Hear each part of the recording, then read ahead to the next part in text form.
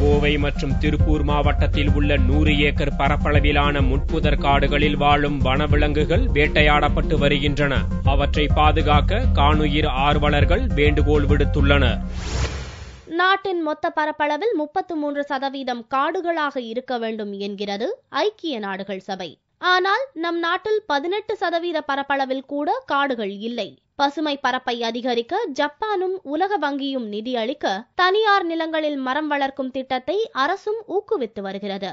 ஆனால் முற்றிலும் சமவெளி பகுதியில் உள்ள அடர் புதற்காட்டு பகுதியை பாதுகாக்க தமிழக அரசின் வனத்துறை தயக்கம் காட்டி வருகிறது. கோவை மற்றும் திருப்பூர் மாவட்டத்தின் எல்லை பகுதியான கோதப்பாளையத்தில் பொதுப்பணித்துறைக்கு சொந்தமான 60 ஏக்கர் நிலமும் அதை ஒட்டி 40 ஏக்கர் தனியார் இடமுமாக மொத்தம் 100 ஏக்கர் பரப்பளவில் முட்புதர் காடு உள்ளது. இந்த காட்டில் 300க்கும் மேற்பட்ட புள்ளிமான்களும் எறும்பு திண்ணி புனுகு பூனை என விலங்கினங்களும் பல வகையான பறவைகளும் எந்தவித பாதுகாப்பும் இன்றி வாழ்ந்து வருகின்றன.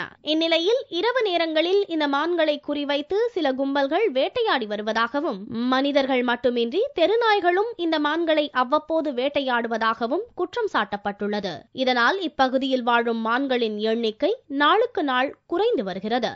இது இப்படி இருக்க மான்களை வேட்டையாடி கிலோ 1000 ரூபாய் வரை விற்பனை செய்யப்படுவதாகவும் இதனை வாங்குவதற்கென கோவை மற்றும் திருப்பூரில் பல VIP வாடிக்கையாளர்கள் இருப்பதாகவும் கூறப்படுகிறது. எங்க ஏரியா ஃபாரஸ்டோ அல்லது மலை சார்ந்த காடுகளோ எதுவுமே கிடையாது. ஆனா ஒரு ரெவென்யூ லேண்டு.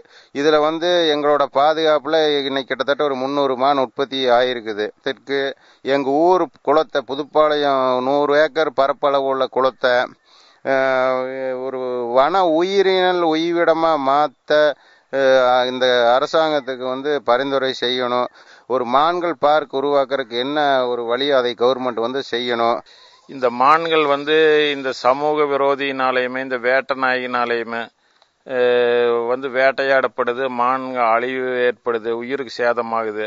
குறைஞ்சபட்சம் இந்த 3 வருஷத்துல ஒரு 20க்கும் மேற்பட்ட மான்கள் இறந்து போயிருக்குது. மான்களை வேட்டையாடி கிலோ 1000 ரூபாய் வரைக்கும் அந்த இறைச்சி விற்கிறதாக நாங்கெல்லாம் கேள்விப்படுறோம்.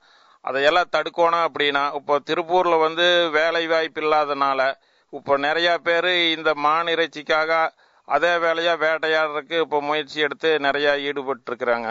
இதையெல்லாம் குறைக்கணும், நிறுத்தணும் அப்படின்னா இதுக்கு உடனடியாக வனக்காவலர் நியமிக்கணும், சரணாலயம் அமைக்கணும். அப்பதான் இந்த மான்களை பாதுகாக்க முடியும். சர்வதேச வன ஆண்டான இந்த ஆண்டில் வனத்தை மட்டுமின்றி வன உயிரினத்தையும் காக்க அரசு நடவடிக்கை எடுக்க வேண்டும் என்பதும், அரசு நிலத்தை ஒட்டியுள்ள தனியார் நிலத்தை விலைக்கு வாங்கி அதனை மான்கள் சரணாலயமாக அறிவிக்க வேண்டும் என்பதும் காணுயிர் ஆர்வலர்கள் மட்டுமின்றி கோதப்பாளையம் மக்களின் வேண்டுகோளாகவும் முன்வைக்கப்பட்டுள்ளது.